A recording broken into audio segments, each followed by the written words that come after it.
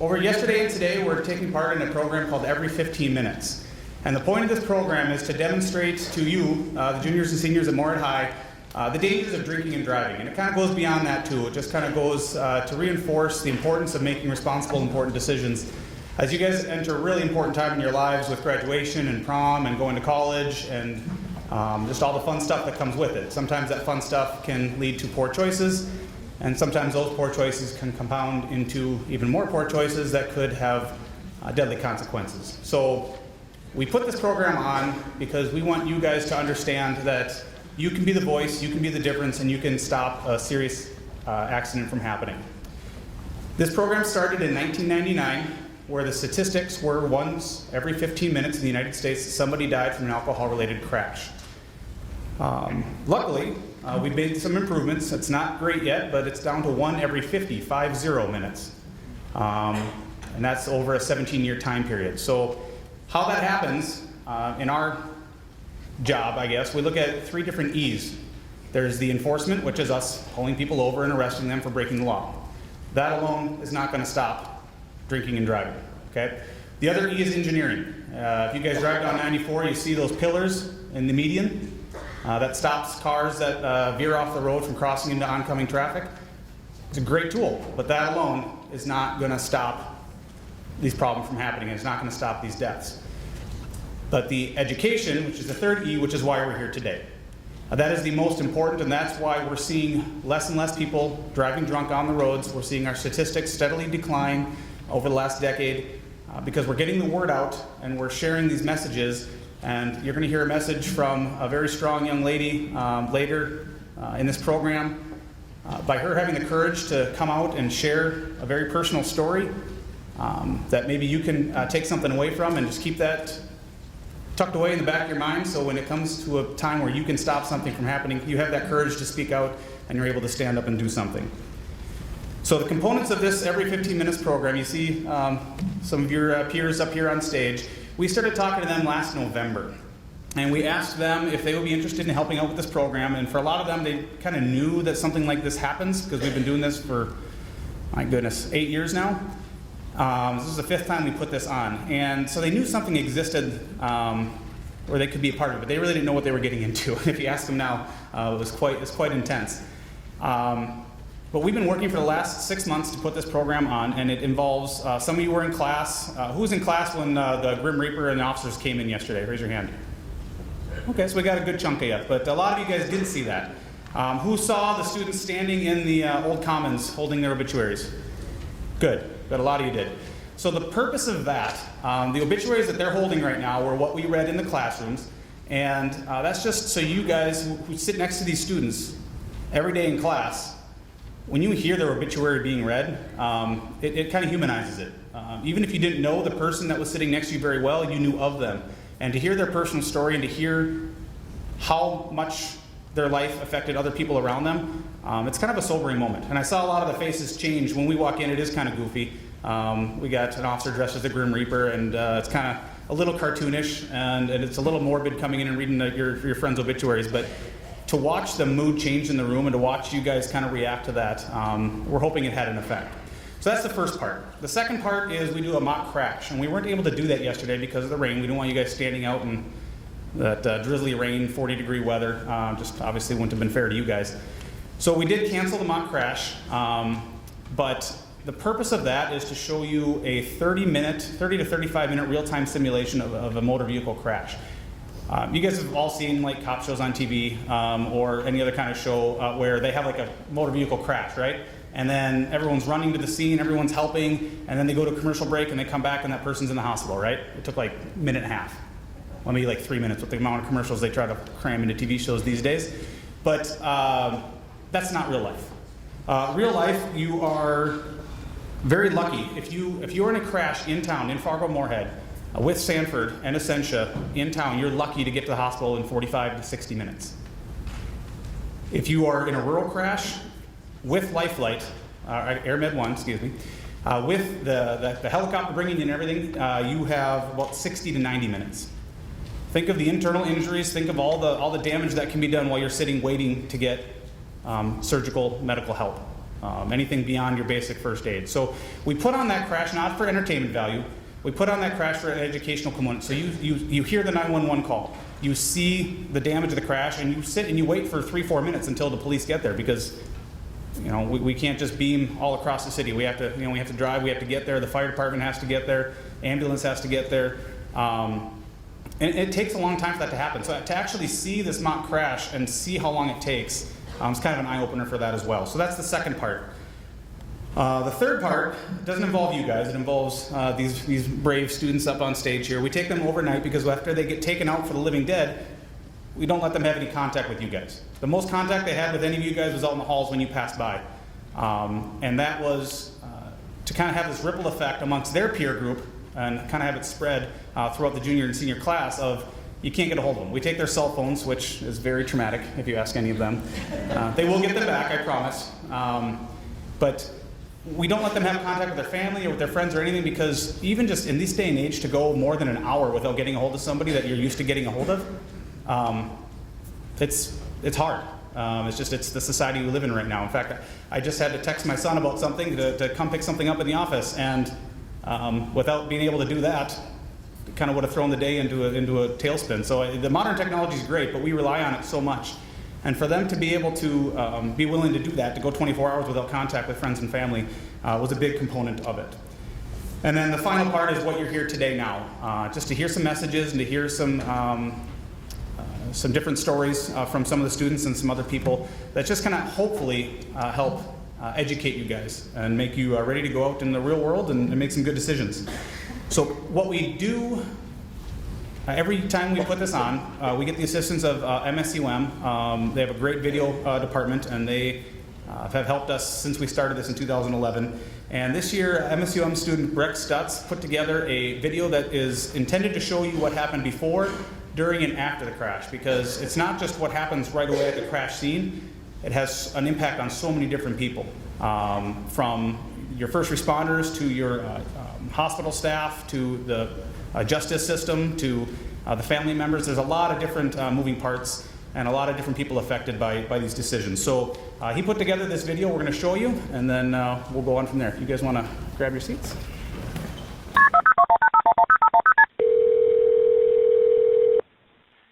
What's the address of your emergency? Hi, we just had an accident on Riverhaven Road and 50th Avenue. Riverhaven Road and 50th Avenue, north or south? Yeah, south. What's the phone number you're calling me from? That's what I have here too. Is anybody injured?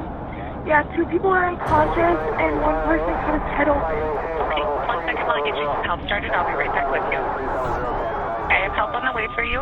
You said that there's 2 people injured? 3. 3 people? Okay, are there any chemicals or other hazards involved? We were drinking, but You were drinking. all. We came from a party. Okay.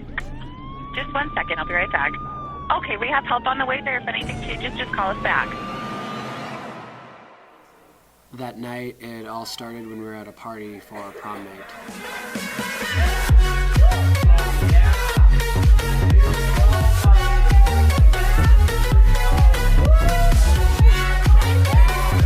Just one more. Come on.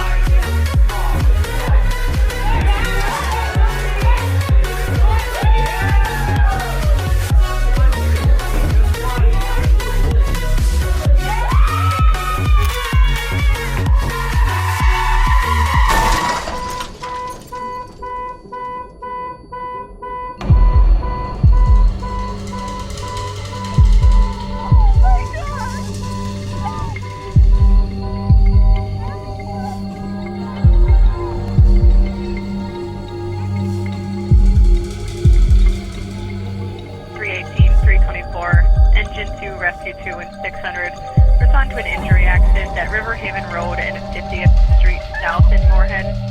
Say a white Chrysler and a silver Buick. Riverhaven Road South and 50th Avenue South in Moorhead.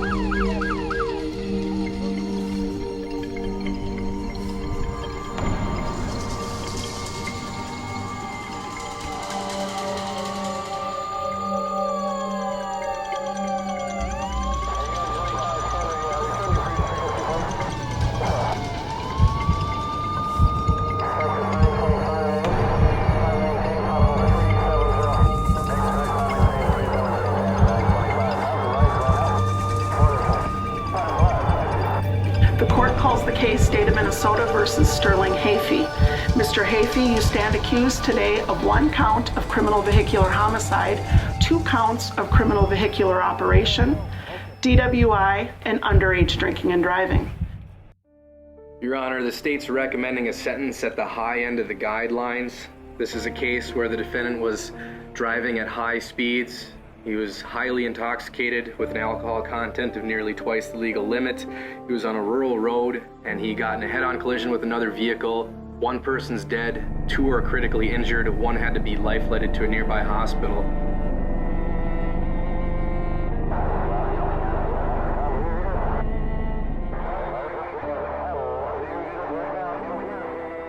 Your Honor, Mr. Hafey cannot give back the life that he took. He cannot undo the injuries he caused. He cannot turn back time and put these families back to where they were and put them back together. He knows that, and he is sorry for that. He has been sorry for it from the moment that he did it up to now, and I expect he'll be sorry about that for the rest of his entire life. He has to live with this. But, Your Honor, a long sentence will not drive that point home, will not help him come out a better person. He is young, he has no prior record whatsoever, and while he knows he has to go to prison, I ask the court to send him for the bottom of the box amount, because no longer amount will benefit society or him or in any way give back what he took. Thank you.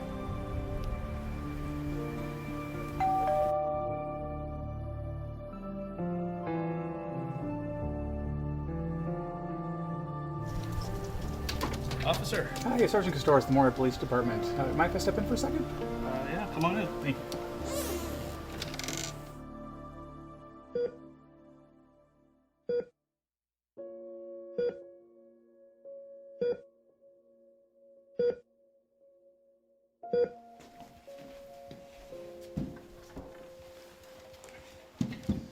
Thank you.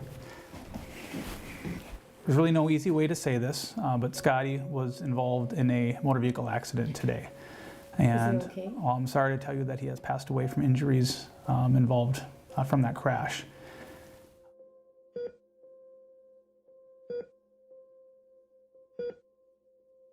A little bit of work on that, put a little plastic tube in there, tuck some there, I'll get that one re-expanded, so we'll work on that. But if you got your dad here, you will talk to him some?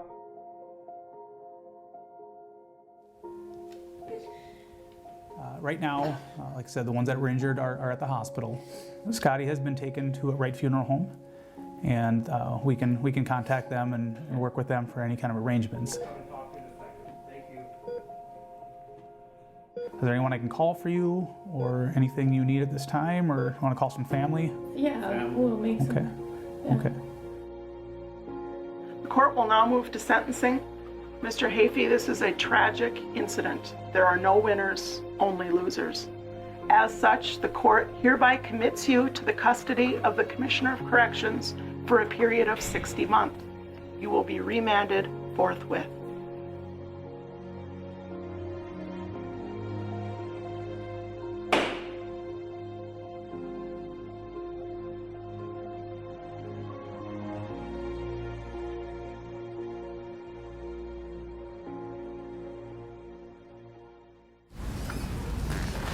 All right, as the students make their way back up to the stage here.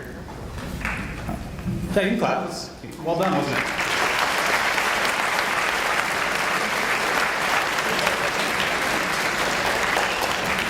Every time we've done this, we let the MSUM students kind of have artistic freedom to do what they want. So this is the first time I've seen this video too. So it's always kind of exciting to kind of go off to the side and watch and see what they've put together over the last few months. So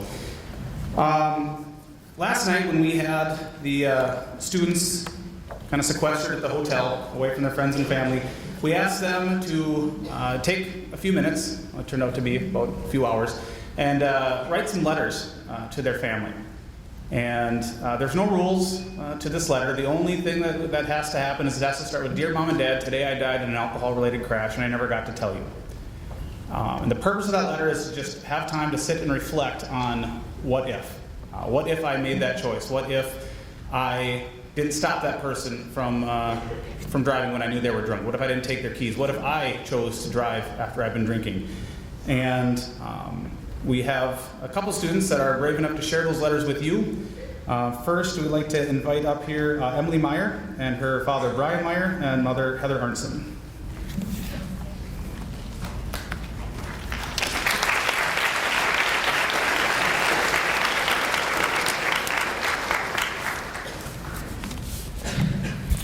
All right. Okay.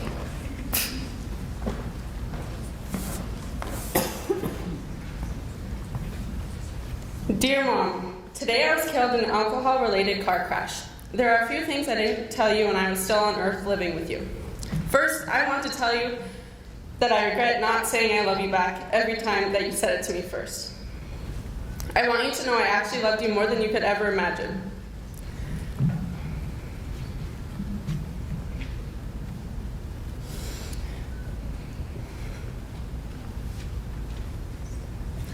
I just wish I could be with you one more time.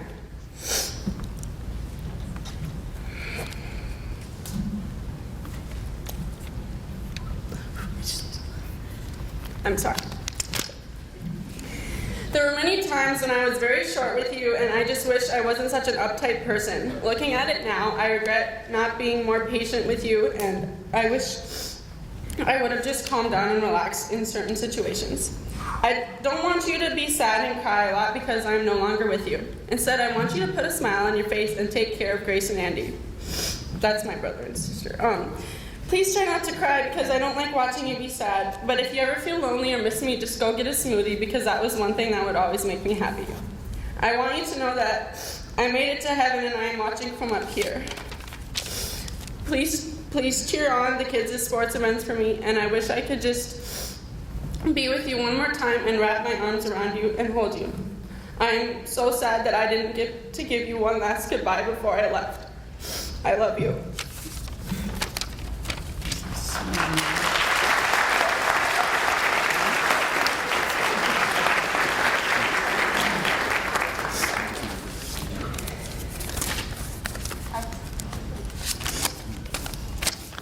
Sorry, my nose is running already. Punkerdoodle. For those of you that don't know, that's my nickname for her. She hates it. Today you were involved in an alcohol-related crash, and you were taken from us. I'm so sad. My heart hurts more than it's ever hurt before. I wish I could just have one more day with you to tell you again how much we love you and tell you how proud of you we are. You are the most strong-willed kid out of all four of you. You don't like backing down when you're so sure about something. Although I've been annoyed with your tenacity, it's one of my favorite characteristics of you. You stand up for what you believe in, and I'm so proud of you for that. I've watched you suffer through some pretty horrible things that have happened to you, and you always seem to find a way back up on your feet. I know that because of your strong faith and your trust in God, you prevailed and healed. There's no doubt that you're with Jesus in heaven right now, dancing and singing his praises, even though you are singing off key. She's a terrible singer. I'll never get to see you off to college, or help you pick out a wedding dress, or watch you raise your kids, because that's all been taken away from me. This is so unfair. Every time I make taco salad or chicken and veggies or chili, I'll make it thinking about you and how much you loved it when all of us could sit down and have dinner together. There's a hole in my heart, Emily. You've only been gone for one day, and I already miss you so much. I'm gonna hold on to God's promise of life after death. I know that we'll be together again, and then nobody can take us away from each other again. Until then, there won't be a day that goes by that I won't miss you. I'm going to look up to heaven every day and blow kisses your way. I love you, sweetheart.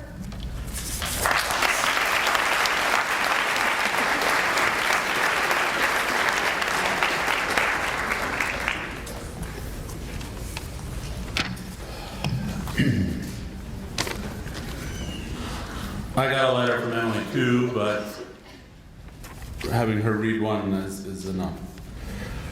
My Emily Josephine.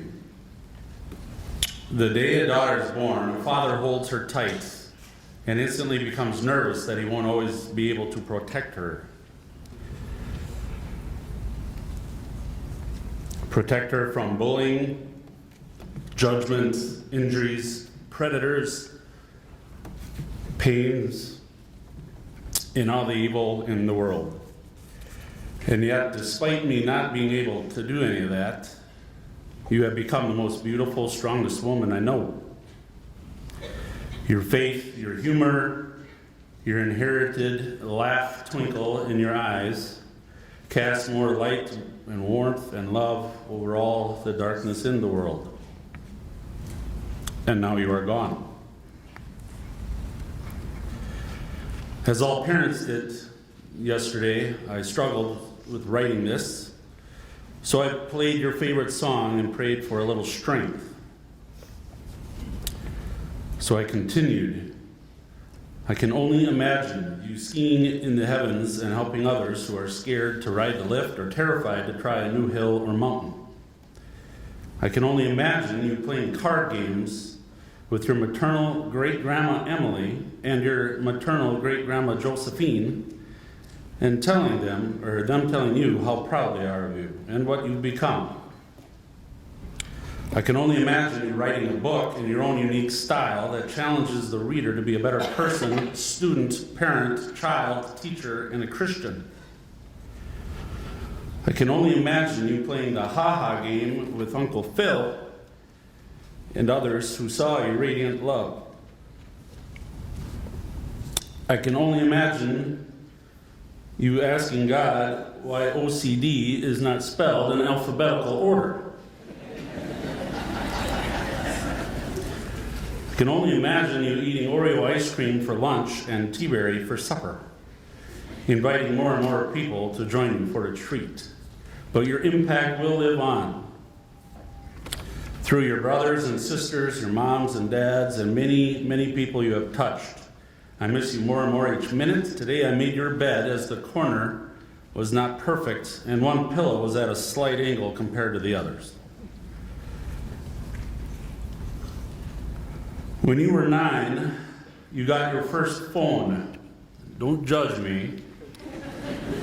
It did not have internet, Fortnite, or emojis. But it did give me the ability to text you good night when you were at Mom's house. But it was just so hard not being able to kiss you goodnight. I'm so sorry that we didn't have more time together, but I look forward to the day I play you again in ping pong, might let you win, go to Tutti Frutti, devour chicken fries at Pizza Ranch, go to scary movies, and actually make it to church on time. I love you. Do not drink and drive. Thank you.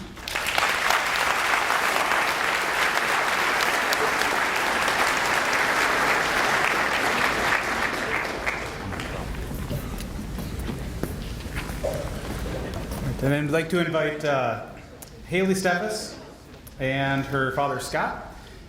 And while they're making their way up here, just so everyone's aware, so there were 13 versions of those letters written last night. We're only sharing a couple of them. But this is a very hard thing for the family to do, and even harder for them to open themselves up and share that with you guys. So thank you for sharing that, and thank you guys.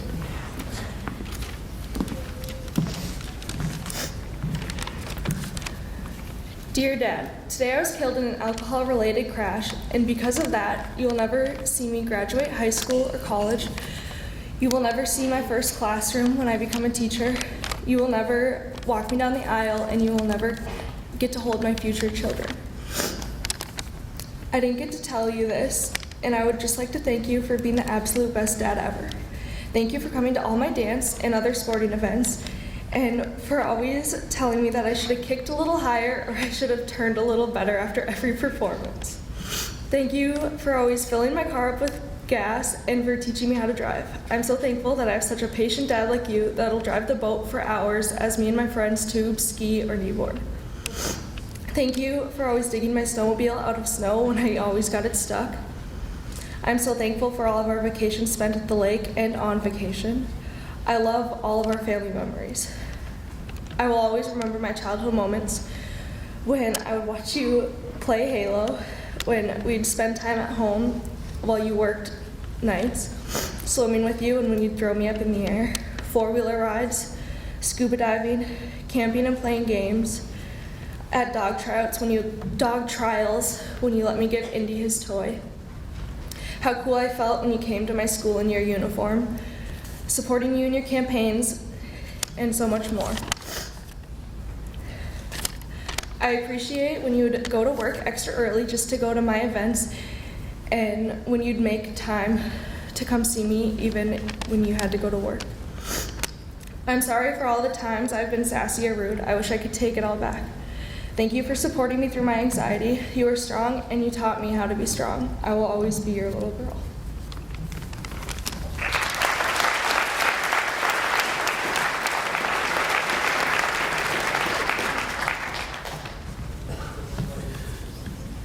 To my daughter Haley, as a law enforcement officer, I thought your mom and I had talked with you and told you about not drinking and driving and not to drink and drive. You always tell Cassidy to make good choices when she goes out. Why didn't you? I told you about the kids I had to pick up through my years in law enforcement, in the ditches, out of the cars, off the roadways, after they've been drinking and driving. Why didn't you listen to me? I wasn't trying to lecture you, I was just trying to keep you safe. It is a father's job to protect the family from harm. Now I feel I've failed the family. I didn't protect one of the most important persons in my life. I feel so empty without your smiling face, your humor, your attitude. You and your sister are my whole world. Now my world is missing an important part of our lives. I'll never get to walk down the aisle with my future son-in-law, or take you down the aisle and give you to my future son-in-law. When you get to heaven, say hi to Grandpa Terry. That was the grandfather you never met, but now you have. Say hi to Grandma Cheryl. Maybe she's still making that quilt that she always thought she'd give to you. Say hi to Grandpa George. I'm sure he's waiting with you, along with Jake and Indy. He was always there for you to pick you up after school. I'm sure he's waiting in heaven for you. Haley, I'm so sorry I wasn't there in your time of weakness. Please help me stay strong and keep the faith. It'll be hard without you in our lives to keep the faith. I love you to the moon and back. I will miss you. I can't believe you're gone, but God has a plan for you. And I know the plan will be great because you are great. I love you so much, Dad.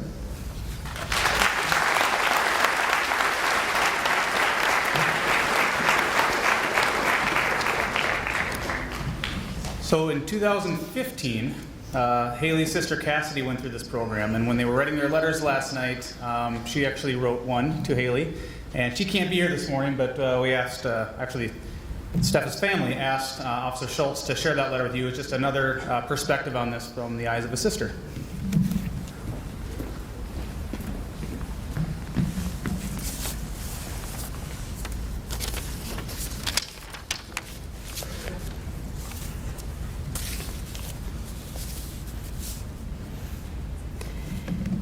My baby sister, Haley. Today you died in an alcohol-related crash, and I never got the chance to tell you. I never thought I would be in this position writing this letter.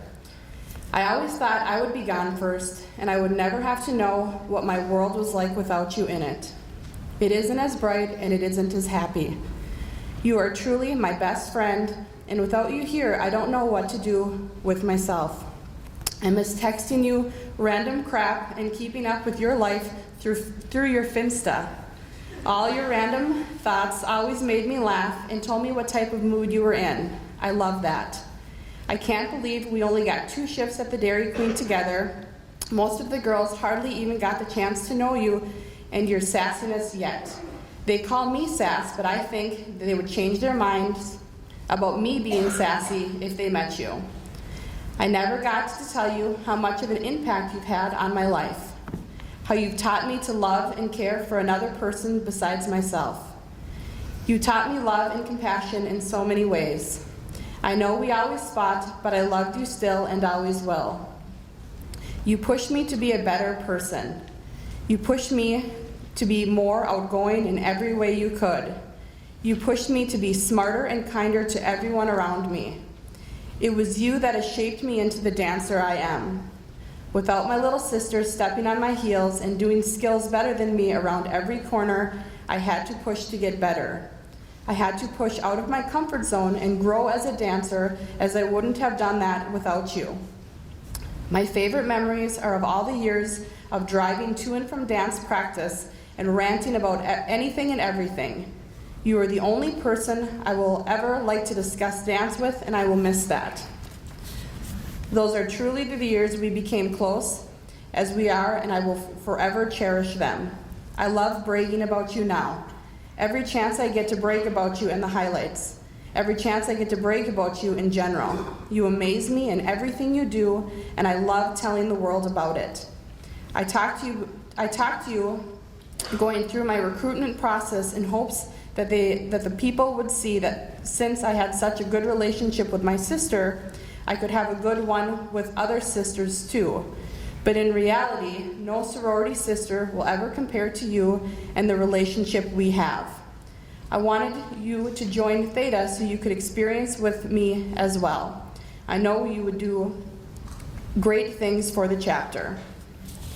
I'm going to miss texting you about random things and telling you about my life. I'm going to miss your Snapchat streaks, going on trips with you, your crazy prom obsession, your makeup tips, and getting mad at me for taking your clothes. Singing in the car with you, forcing you to go places with me so I don't have to go alone, and everything else. There is so much to name, I can't name it all. Your smile was the best, and your grandpa blue eyes I will always be jealous of. I still remember the day I cried that you weren't going to be 1 year old anymore.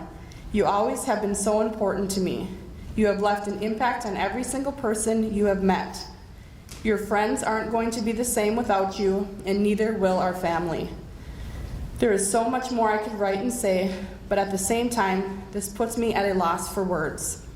I really never thought I would have to do this or live here without you. I will get our tattoo someday. Love you forever and always, Cass.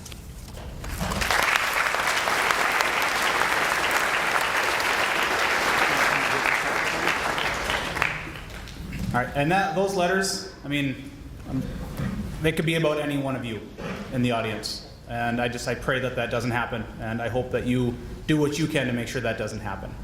We're going to switch gears here quick. I'm going to invite Rylie Langer up to the stage. While they're dropping the screen, we're going to have you guys to take your seats down there again. And Rylie, come on up.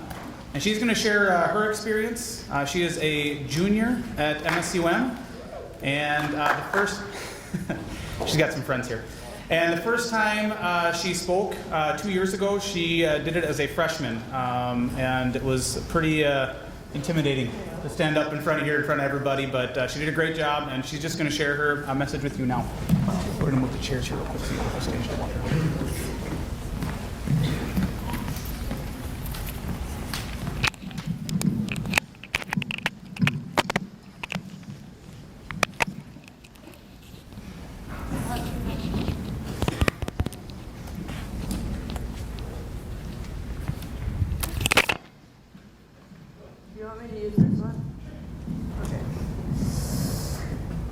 Well, there's a lot of you out there.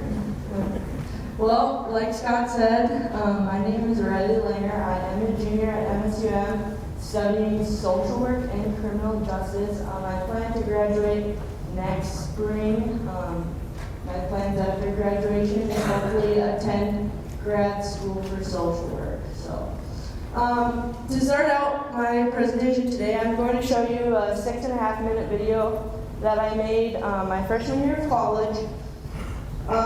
So my freshman year of college, I was in the middle of finals week, and I got a call from my mom.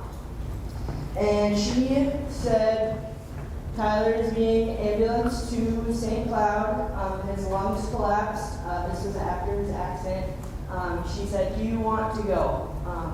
And I was torn between staying and finishing my finals or going to see my brother. So I made the decision to think, what would Tyler want me to do? So I decided to stay and finish my finals, but I had to incorporate him somehow. So I made this video because his anniversary of the accident was coming up. So this video explains what happened. There's a lot of reading, so I'll take it.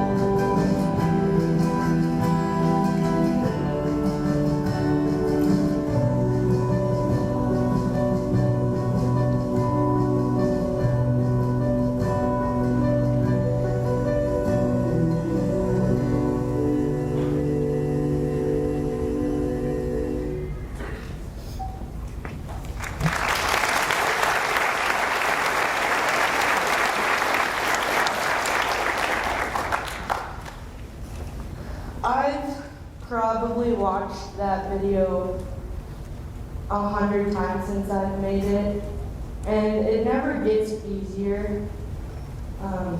Something particular stood out to me in this video today, and it was, will I ever be able to forgive myself? Will you ever be able to forgive yourself?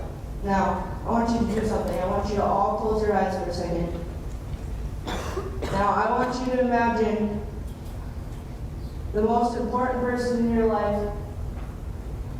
To me, that was my brother. He was my best friend. We did everything together. He was always by my side. Now, I want you to imagine that loved one being taken and put in a wheelchair and not be able to walk, talk, eat, go to the bathroom, and do the daily things that each and every one of us take for granted every single day. Now I want you to think, really, really think about that most important person in your life, and think about how that could affect you. You can open your eyes. So, on December 13th of 2014, like the video said, Tyler and I went out to Pizza Ranch. Pizza Ranch is one of our favorite places to eat. We're originally from Medina, Minnesota. If anyone knows where that is, it's about an hour and a half away. So we went out to eat. He picked me up after basketball practice, and we were just having our normal conversation. What are you up to today, Tyler? How are you? You know, just normal brother and sister stuff. And then that night, as we're sitting eating pizza, he goes, hey, do you want to come over to Dad's and watch a couple movies with me? Our parents are divorced. I lived with my mom at the time, and my brother lived with my dad. And I said, oh, Tyler, I'm really, really, tired from basketball. I kind of just want to go home and do my homework and go to bed. Now, standing here today, I still regret that. For the longest time, I blamed myself. I thought if I just would have said yes, Tyler, let's go watch movies, this whole thing would have never happened. My brother would still be the same old brother, but that's not what happened. That night, Tyler made the decision to go to a bar 10 miles away from Medina, Hewitt, Minnesota, with his friends. And then he made the decision to get into his car after he consumed alcohol with his best friend in his passenger seat, hitting a semi head-on at 80 miles per hour.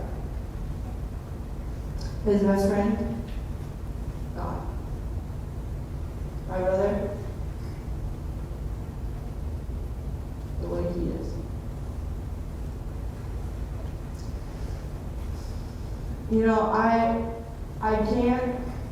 I can't even stress the amount of pain that this has brought me over the last 4 years. Everything about life now is different. So Tyler, right now he lives in a group home in Moorhead called LSS. He has 3 other roommates. So what he looks forward to nowadays is playing on his iPad, going on Facebook, messaging his friends, watching Netflix, eating his favorite meal. Those are the things that he looks forward to every day. Now, those are the things we like to do in our leisure time, when we have time to ourselves to relax. This is what Tyler does day in and day out. He sits in his chair and he scrolls through Facebook. That's the most exciting thing that will happen in his day. He's not able to get up and go to the bathroom when he wants. He's not able to call for help when he wants because he can't talk. The way Tyler communicates is he has a letter board and he'll spell things out. Sometimes he can get things out, but it's hard to understand him. Sometimes I even have a hard time understanding him. So that's really difficult. So that's what he looks forward to every day. He doesn't have what he was used to having. He was used to having all what we're used to having, being able to just go to the bathroom by himself, being able to just eat his meal by himself. Like, he can't do that. Just because he made one stupid mistake, one dumb mistake. So what I really want to encourage you guys, Junior, where's the seniors at? So, you guys will go into college soon. And in college, there's a lot of peer pressure to do things that, you may not want to. And even in high school, there's drinking. I'd be ignorant to think that there wasn't anything going on, and so would everybody else. We're aware. And what we're trying to get at, you guys, is like, it's so preventable. Like, there's no reason to drink and drive. No reason at all. It's just stupid. Really. You're not only putting your life at risk, you're putting innocent people on the road at risk. It's not worth it. Who Tyler is now, like I said, he just sits around and, tries to make the best out of what his life is now. We go to a lot of doctor's appointments, a lot of physical therapy, just a lot of different appointments. He has a pretty severe traumatic brain injury, so he has headaches a lot, which can be extremely difficult because it makes him not want to do anything.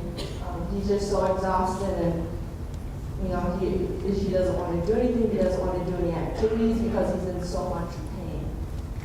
And every time I go and see him, I try to go over there twice a week, and I try to go visit with him, see how he's doing, and every time I go and see him, it's just a reminder of what happened. It never goes away. It's always there. I walk in, I see him sitting in his chair. Brings me right back to the night that I rushed through those hospital doors and saw my brother laying there.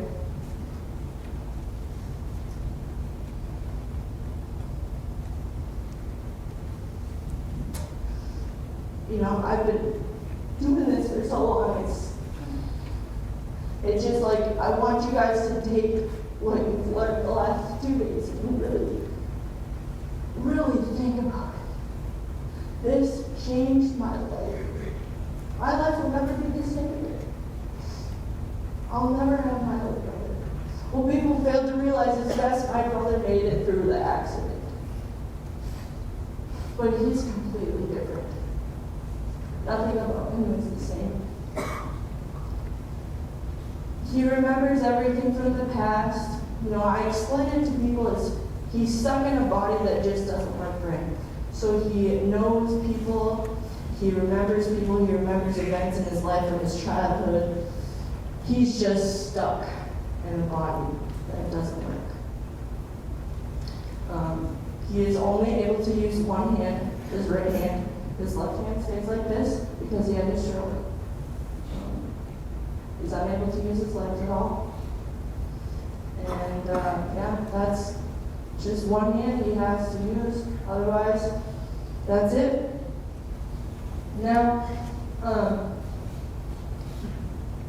by show of hands, how many of you guys have siblings? I'll walk with you. Now, by show of hands again, how many of you would do absolutely anything for your sibling? Right? That should be a no-brainer, right?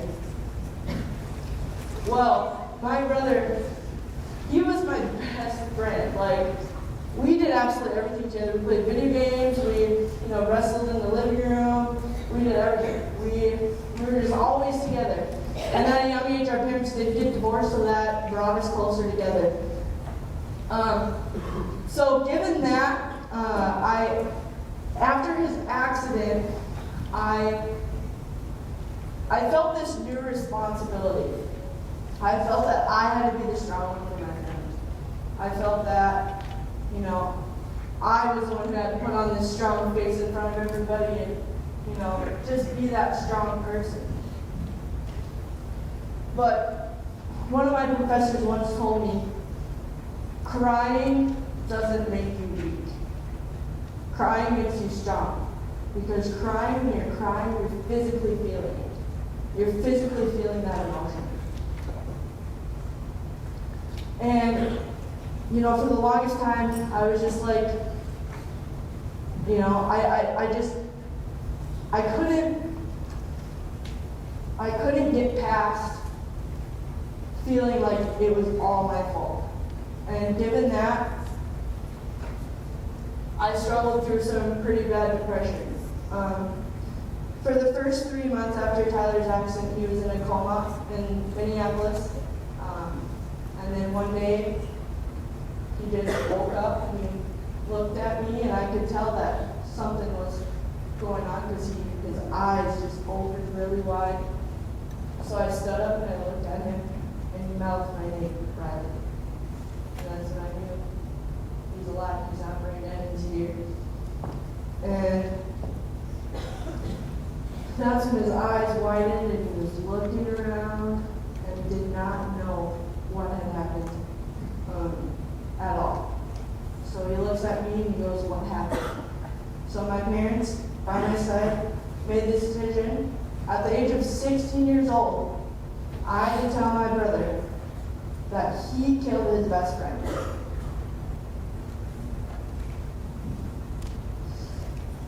As a 16-year-old, most 16-year-olds are in high school worrying about prom and everything else, their friends.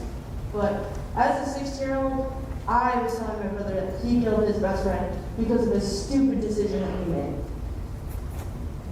After I told Tyler that, he cried for months. He did not stop crying. He was so overtaken by what he had done, and he just would not stop crying. And he looked at me one day and he said, "Rylie, I wish I would have died that night too." And you know how hard that is to hear as his baby sister. Like, I can't imagine, like, losing a child. Like, he's my brother and I feel this much pain. Like, I can't imagine losing a child.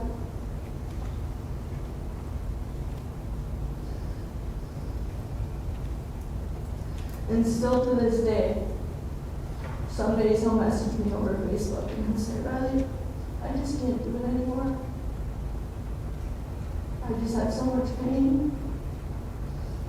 Can't begin to even think about, you know, what goes through his head every day. What do you think goes through his head every single day when he's sitting there all by himself in his room with only anything but his iPad? What do you think goes through his head? Can you imagine? I can't imagine what would run through my head if I had to sit in the same position all day, only having one thing to do. Imagine that.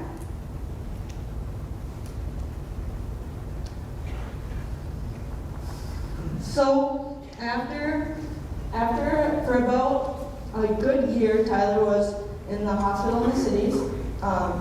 And then after that, we moved him back to Medina into a nursing home type setting because he was on a feeding tube. We couldn't take care of him due to that at home due to the feeding tube. So we had to put him into a nursing home at the time. And then eventually, once he was off of the feeding tube, we decided to move him into my mom's house. So my mom had to give up her job to care for my brother 24/7, and like I said, it's a full-time job. You have to toilet him, bring him to the bathroom, feed him, give him his medications, do his physical exercises.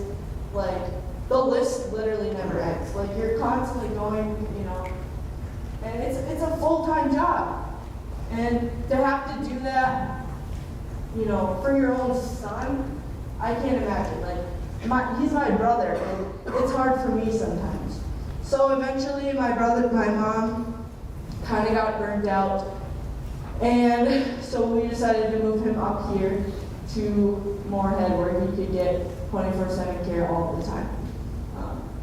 So that was the changes for my mom. She had to give up her job. My dad is he's one of the strongest people I know.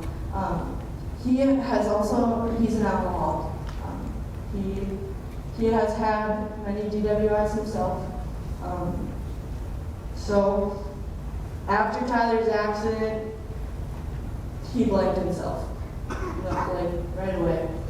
Everything, you know, he looked back at all the things he could have done differently and blamed himself. And he still does to this day. He still like, he'll bring up Tyler just randomly and he'll just start crying. Like, the pain that my family and I feel from this, even though it happened in 2014, it is still the same pain that we felt back there that it is now. Circumstances might be a little different, but that pain is still there. It doesn't go away. So what can you do to make sure this doesn't happen to your family? Obviously, make good choices. Like, come on, guys, just don't be dumb. Some of you are going to go to college next year, and you're going to be put into some situations. Like, be there for each other. Like, I was in high school once. I'm in college now. I know what goes on. I'm not dumb, okay? And, you know, just like right now, how many of you can call a friend if you need to, or somebody to pick you up after? Come on, you all should have your hands raised, right?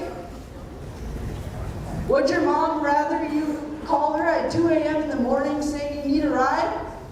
Or do you think she'd rather have Scott come to your door and tell your parents that you didn't live? Which would you rather?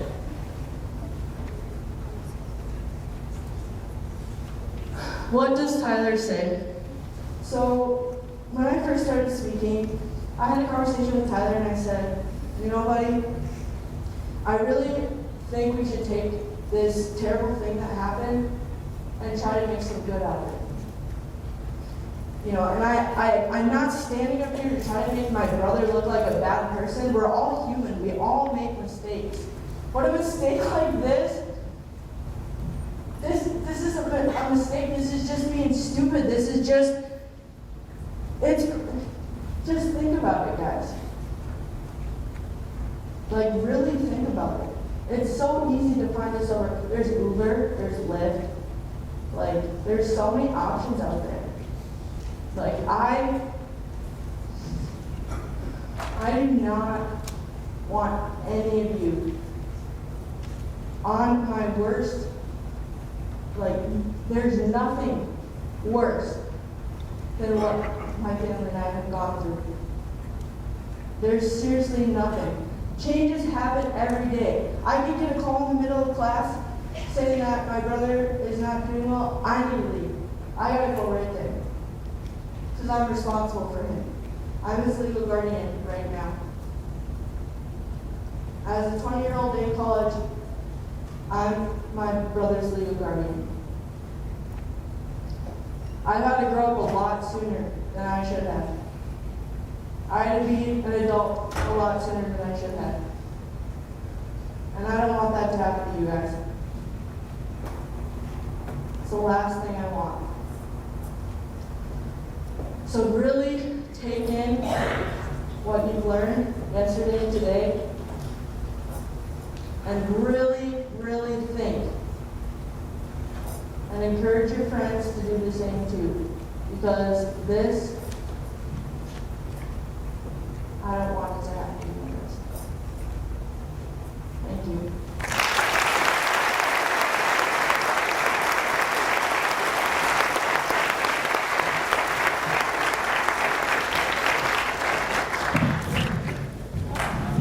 right, that's a lot of information in a short period of time. It's a lot to take in, so I appreciate you guys' patience and I appreciate you being respectful to all the messages here today. A program like this does not come easy. On the back of your program, there we go. On the back of your programs, it has a list of all the people and all the businesses that help put this on. Way too many just to name here, so just take the time to read the back to see how many people contributed to this. Would like to thank AAA of North Dakota for providing a grant to help put this on, and obviously the schools for letting us come in and do this program. I know it takes the teachers that are in here. We know it takes away from your class time. So, Josh, come over. Before there's one person, however, that we want to point out. Sarah Miller, where are you? Are you hiding? Right there. Why don't you come up here for a second? So you may have heard of the legend, Sarah Miller. She is one of the counselors here. She may or may not be assigned you, but I'm sure you know who she is. When we came to the school here in 2010 and said, hey, we want to do this program, there was some skepticism. There was some, boy, that's really a lot to take on. But Sarah was one of the first to jump up and say, yeah, we really need to do that. And for the last 9 years, she's helped us plan and prepare for this. And she is retiring this year. Can I say that? I don't know if I can say that or not, but she is.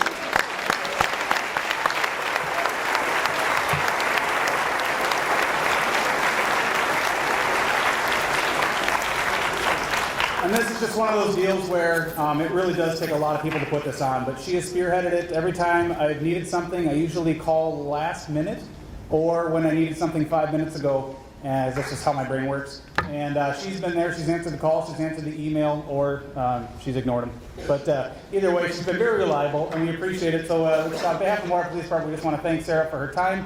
She's had a very impactful career. This is just one of the millions of things she's done to help get through to you guys and help prepare you guys to go out in the real world. So thank you, Sarah.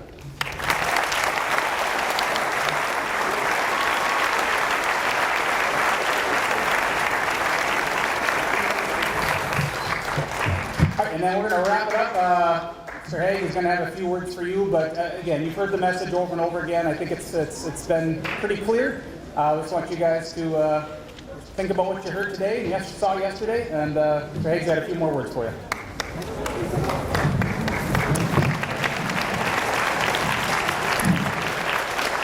Okay, good morning. I know we're getting tired of sitting, so I will make this brief.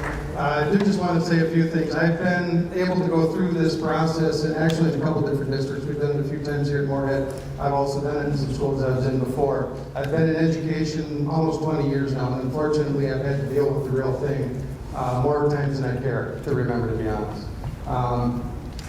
Hopefully the message is sinking in, because it's not necessarily an easy message. And Ms. Langer was talking, and she brought up the fact that you are part of the family, you have friends, and you're also part of the Spud family. You're all Moorhead Spuds. And as a member of that family with you, I can tell you right now from personal experience, there's a saying that goes, if we reach one of you, that's enough. I disagree. I don't want to reach one of you. I want to reach all of you. Because as a member of your Spud family, if we lose even one of you, that hurts. And that sucks. And it's no fun. And so I hope that it reaches more than just one. I hope that you remember that you are part of a Spud family and that there are people that care. And yes, we may not always see eye to eye, and we may not always get along here as a Spud family, but that doesn't mean we don't care. And that doesn't mean we want to see something bad happen, because we certainly don't. I want to thank a few people just real quickly. As Officer Pistorius mentioned on the back, I do want to thank Sanford for the use of their facilities making that video. I want to thank some people at MSU and Moorhead for putting the video together and working with us on that. Moorhead Fire Department, again, for their people. Sarah Miller, we just thanked, and our counseling staff for helping putting this on. Moorhead PD, we're lucky enough to have Officer Schultz, Officer Meehan, and Officer Dahl in our buildings almost daily. It's a big help, but we're appreciative of all the officers. They're an outstanding group of men and women to work with, so we thank them for putting this on and for their help. And remember, this isn't just about prom. It's prom this Saturday, we know that. And this program's not just about prom. It's about every day for the rest of your life, thinking about what you saw here today and making those good decisions. And I hope that you do. And lastly, I certainly want to thank Ms. Langer for her talk. It's not easy to come up and share something like that. So thank you, all those people. Thank you, students, for attending. And we'll close out the program at this time. Yes, I know what time it is. You're not expected to report back to Block 1. You'll just report back to either Block 2 or your Grade 3 class. Thanks very much to the students. Thanks very much to the students and parents. It was a lot of your time tonight.